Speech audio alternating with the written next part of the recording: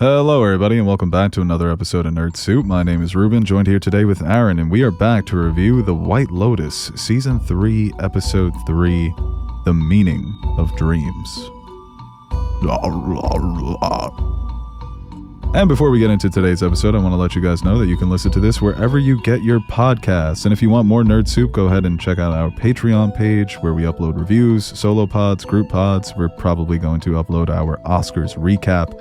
So if you want to see us react to Adrian Brody's speech, you're calling it the best speech since Lincoln's Gettysburg Address, go ahead and check that out. Maybe consider pledging.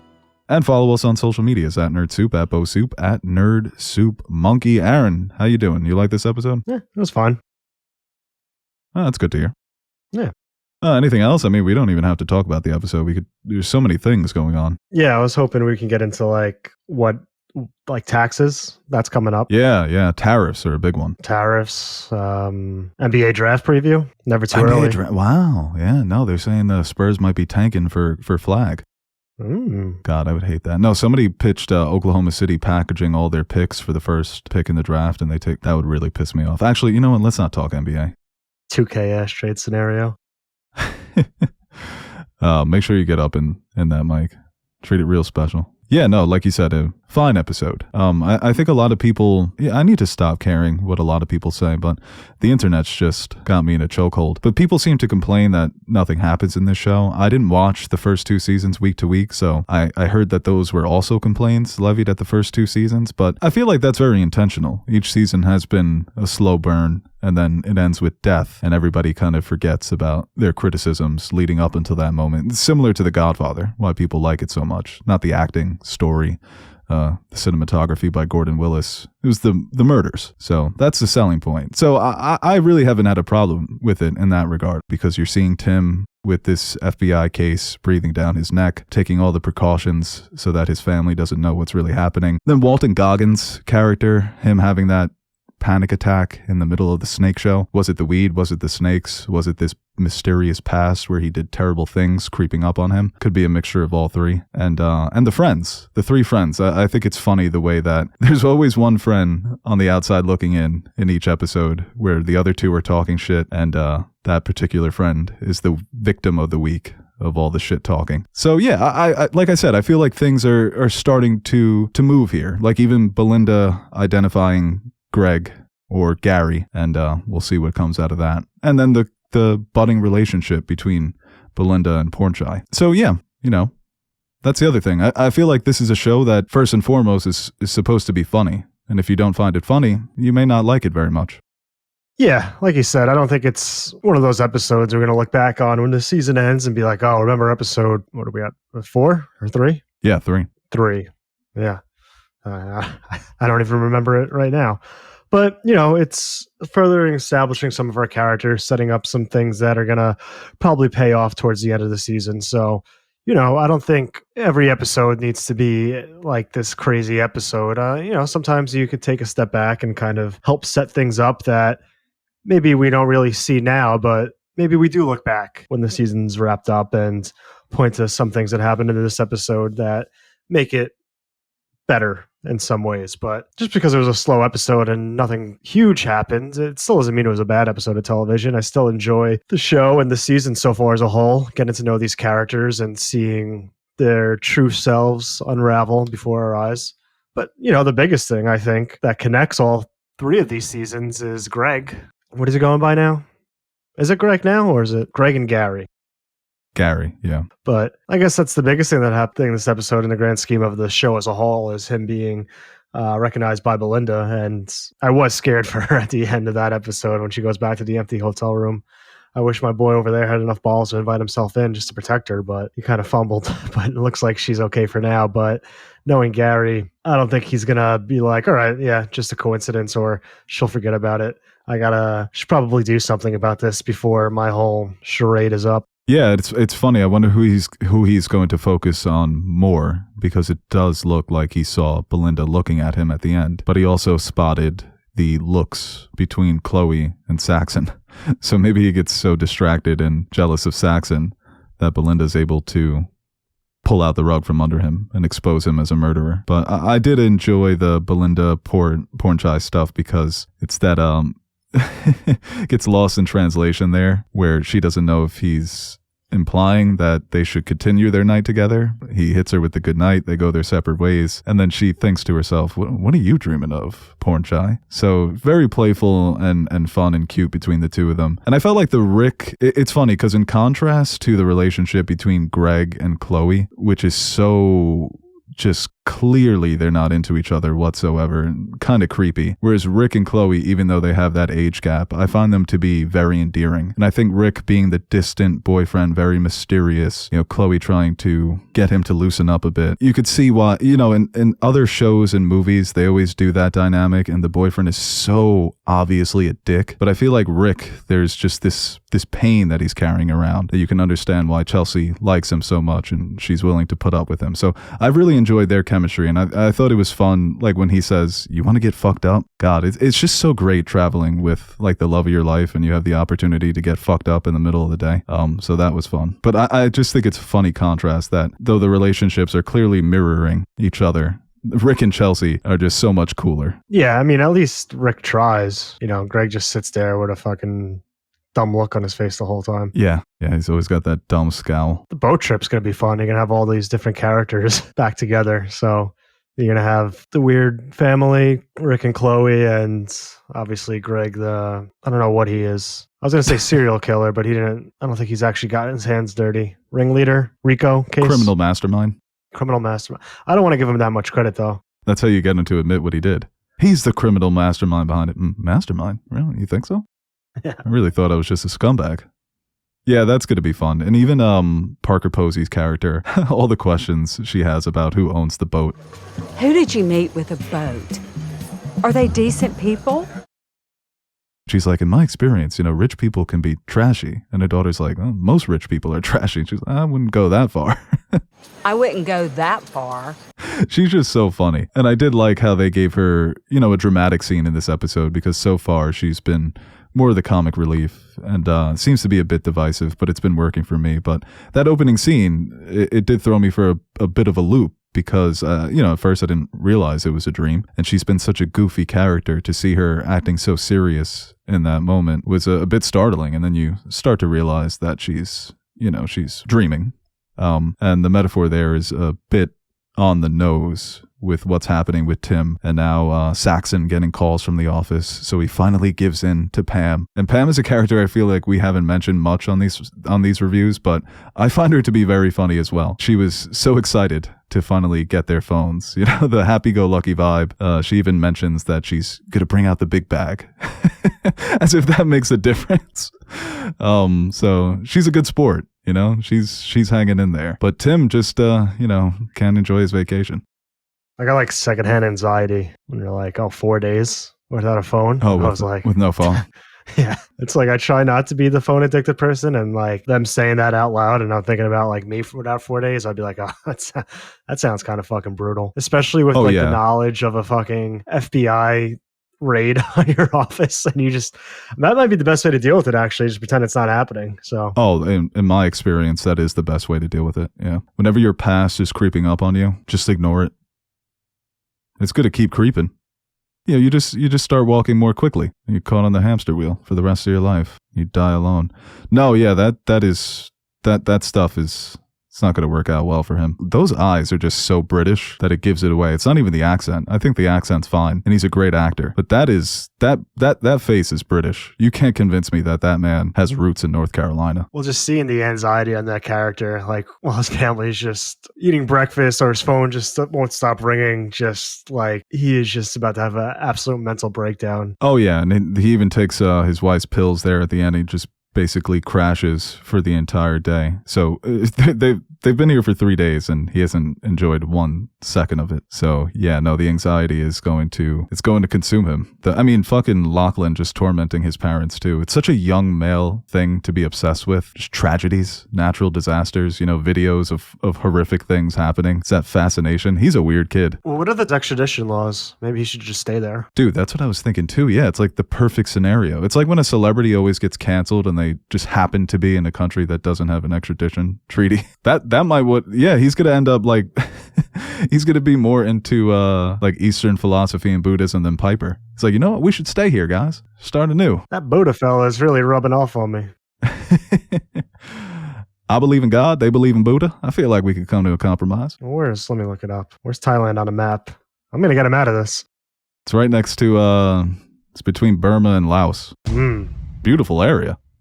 Vietnam's right there. Are we tight with them, or are we still? No, real tight, yeah. Oh, okay. China, you go a little north. There are places. I mean, depending on where this exists in the timeline, we might not have any allies left. So just everywhere is an option. I'm just zooming in right here. I see the Gulf of Thailand. Not for long, buddy. No. Well, what did you think about Rick in this episode? His scenes, the meditation session, then him having that panic attack during the snake show. Shout out to snakes. Fantastic animals, right? No. Absolutely well, not. I'm scared of them. But in terms of just the aesthetic, if I'm going to judge God on his creation. Well, the snake's the devil's work.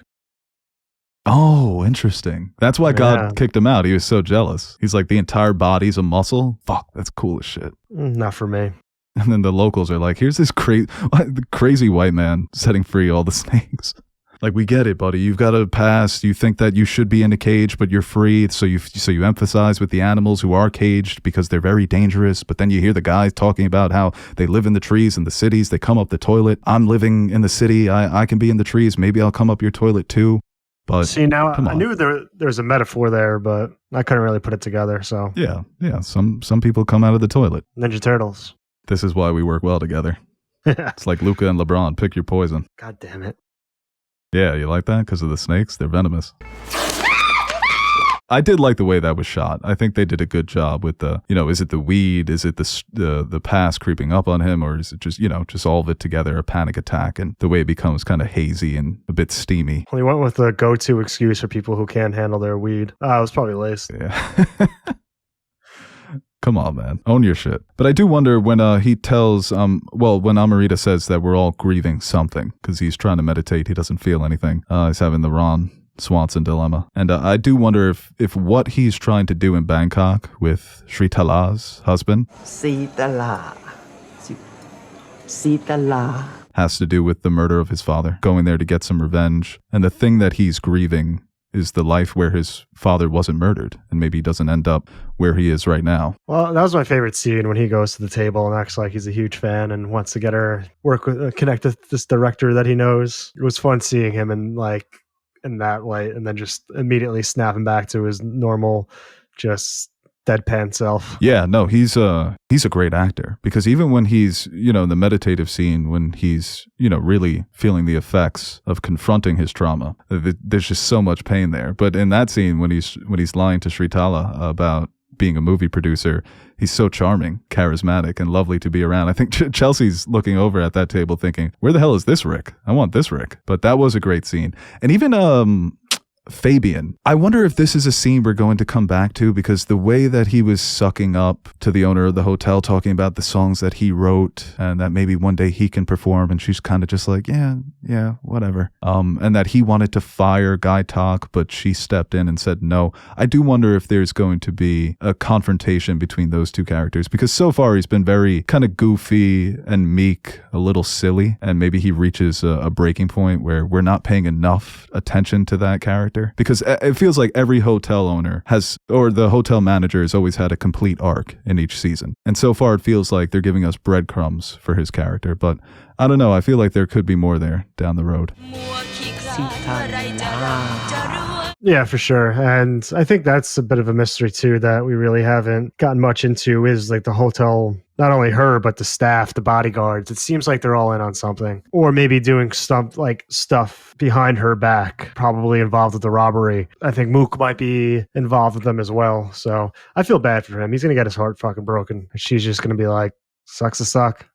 There's my hot bodyguard boyfriends and all this money. He thought he could be a bodyguard. Everyone laughs at him. Flashback to him in grade school. He'll never be a bodyguard. Look at you. You can't fight. Punched in the nose. Then he gets really mad. He picks up the fucking machine guns and mows everyone down. That's what happens in the beginning. I just fucking solved this season. Yeah, there's a few options here for characters who are going to potentially spaz out. The bodyguards seem like such a red herring. you're instantly going to question them. And I did. I think Mook so far, they've really just kind of haven't really given us much. He keeps trying though. He's like, oh, I told him I would move away if you come with me. She's just like, bro, I'm just trying to get to work. But yeah, no, maybe I even thought in my head, I don't know. He doesn't seem clever enough, or that he's that good at 4D chess to plan the robbery himself to make him look better. But then he failed, type of thing. So he gets the job, but I doubt it's that. Yeah, now and then he's got that meeting with Fabian in the next episode. So what's that going to be about? I think maybe you're onto something where a lot of characters are in on the robbery and they're doing this under her nose because she's more concerned with her performances. I think it could be as simple as that. And it's just a matter of who's involved and who knows what. Yeah, we'll see. We still got to figure out what her husband's connection to Rick is and why he wants to seek him out so bad in Bangkok. But I don't know. A lot of folks with some shady pasts and shady dealings. Yeah, and then Rick makes a call to someone, right? And leaves them a message that he wants to see them when he's in Bangkok. Yeah. So what's that about? Who's the husband? I know people have been suggesting that he's a hitman and this is his target, or that he's involved in some sort of, underworld crime, and that's why he feels so much regret over his past and what he's done. And it could, it also could be connected to the murder of his father. Could be one of those situations, like Vito Corleone going back to kill the man who killed all his family members. As I said, people love The Godfather because of all the killing. But yeah, we'll see. I think that he didn't make much of an impression in episode 1, but now by episode 3, you feel like you know so much about him while there's still a lot of mystery there. It's fun with that character. And Chelsea just being the naive young woman who is head over heels for this fucking loser. Like I said, it's very endearing how much she likes him. But yeah, the stuff with the 3 friends, the kind of competition between Laurie and Jacqueline, it's so hard to remember who's who with these 3 ladies. I just so badly want to call them by their actresses' names. But them kind of competing over Valentine, like during the yoga session when they're, she's making fun of, Jacqueline's making fun of Laurie, and then the hands-off massage. But the conversation that they have about religion and then politics was, maybe the funniest scene of the episode, because it's just something I wasn't expecting.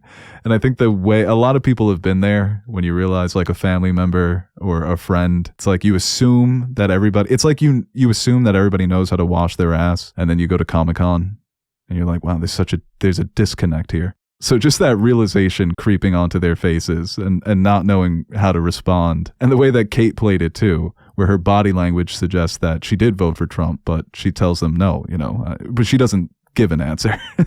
So I thought the way that entire sequence was played was pretty brilliant. Yeah, and just the shit-talking carousel. She was on the opposite end of it. You gotta know, like, I don't think you can be too mad when you're like, the past 2 nights, I was the shit talker. Now I'm the shit talkie. You can't have it both ways. And I think for them individually, it's just coming to the realization that they're all not really friends. Yeah. And that they're all very insecure about what they're doing with their lives, even though they're trying to put on this facade of being happy and successful. Deep down, they're all pretty miserable. And nothing makes you face that reality like catching up with old friends. Because in just so many ways, you're reminded of how much you don't like them and how much you dislike yourself even more. I mean, there's a reason why they never came to visit you in Houston. I don't think they like you too much. Austin. Oh, yeah. Texas. But it's funny that the New Yorker and the person, I don't know how to do it for LA people, the LA Laker, they assume, oh, you live in Texas, I guess everyone there voted for Trump. And it's like Austin's super liberal city, but I guess she found the one corner that's still very conservative.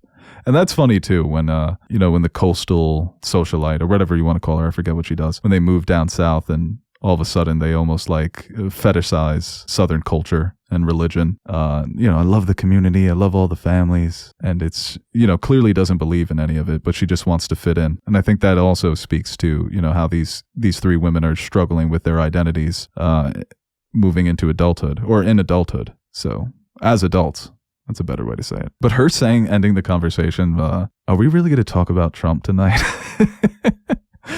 It's just always so funny when characters bring him up because he's just like, he's a hot button issue, just his existence, Every family gathering, and you can like kind of sense what's brewing. You're like, let's just talk about something else, please. A little light family conversation, but you need to. It's always better to just be like, all right, let's just, before this is just the next 3 hours, let's just talk about the Cowboys.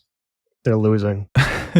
Yeah, instead of just coming out and saying none of us like each other, it's just they're finding different reasons in each episode to talk shit. She's like, oh, Lori's kind of old and she got divorced. Isn't she a loser? And she's so vain. She's had all this work done.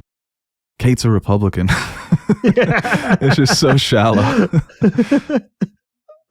Just instead of, just going your separate ways, like we just don't have it anymore. But now that they've gotten it out of the way, with the shit talking carousel, what happens now in episode 4? Do those confrontations get a bit more direct instead of talking behind each other's backs? I think that could be fun. We're all going to get sleep deprivation because they're not going to want to leave the group to get fucking roasted. Oh yeah, no, they're all just going to be fucking staring at each other for the entire night. It's going to be like Battlestar Galactica. Remember that show? Remember when we reviewed the first season? I need to go back and watch that. That shit was pretty fire. Yeah, I thought it was funny too when Saxon finally scores here when he goes to sit next to Chelsea. Is anybody sitting here? Like, you just saw somebody get up and walk away. And then her, getting that information from Chelsea and being like, I heard you were a douche. Just her tone, the way she delivered it, Saxon was like, that can be.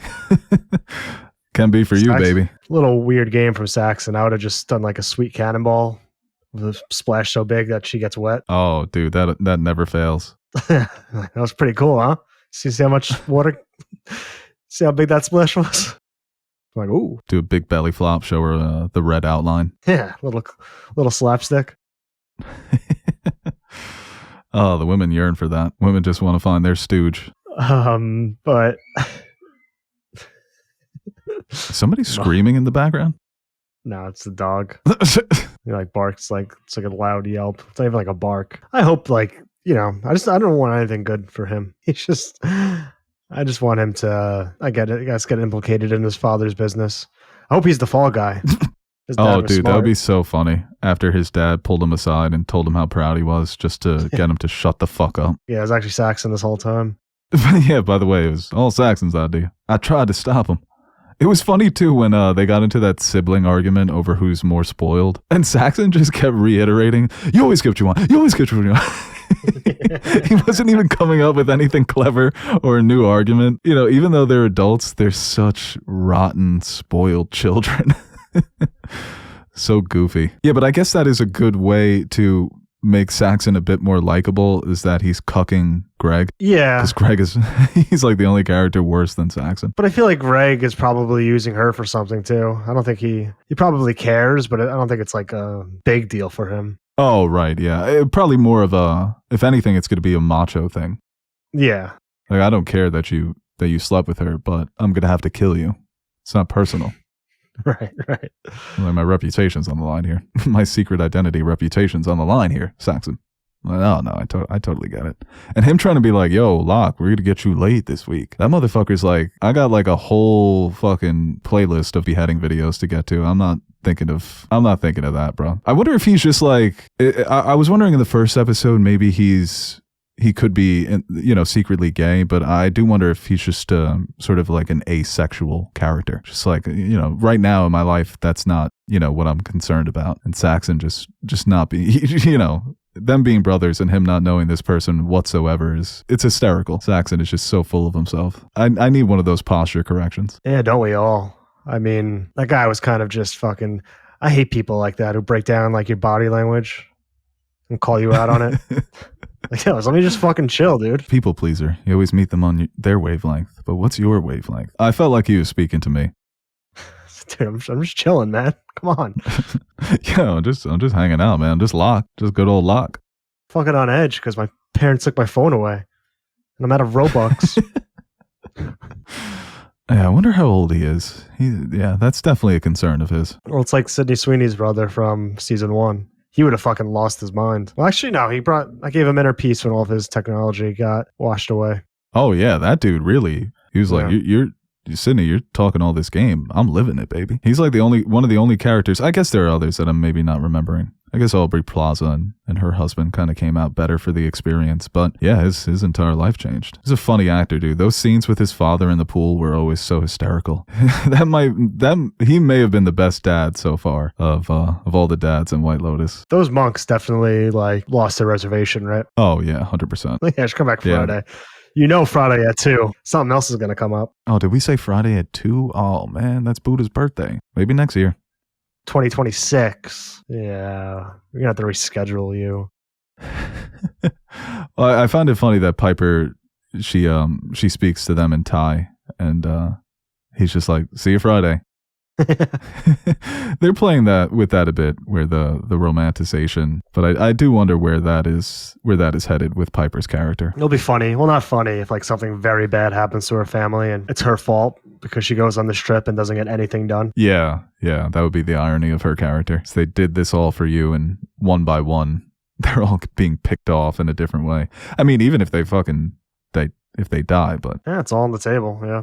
It was when I was watching the Oscars, I'm like, oh man, I'm not going to be able to see Mook tonight. And then Lisa was performing. I was like, oh shit, that's good stuff. It's just a combination of worlds. Yeah, it was White Lotus, the Oscars, and James Bond for some reason. It's a strange crossover. This has been a topic of conversation. Walton Goggins, hot or not?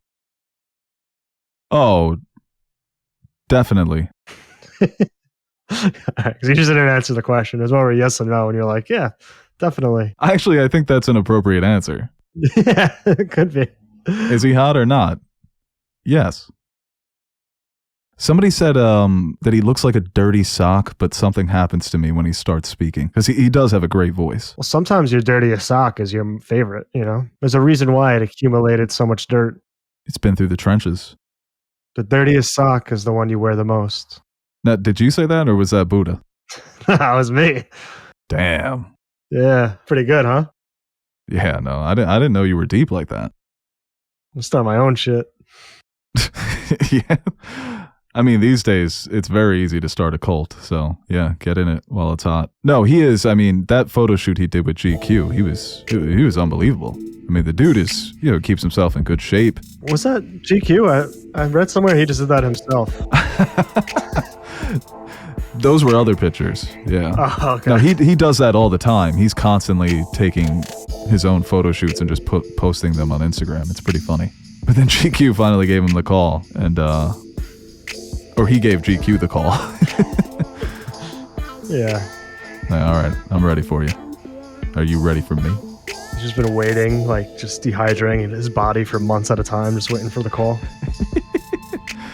Have you've seen Righteous Gemstones, right? Yeah. Every time he's on screen, dude, I can't not think of Uncle Baby Billy. He's so out of control as that character. And to see him playing someone who's, so calm and stoic, it's fun. Dude's definitely got some range. And he really is, I said on the Invincible reviews, when I hear him as Cecil, I don't picture Walton Goggins. But I feel like he's using the Cecil voice in White Lotus, so it's fun.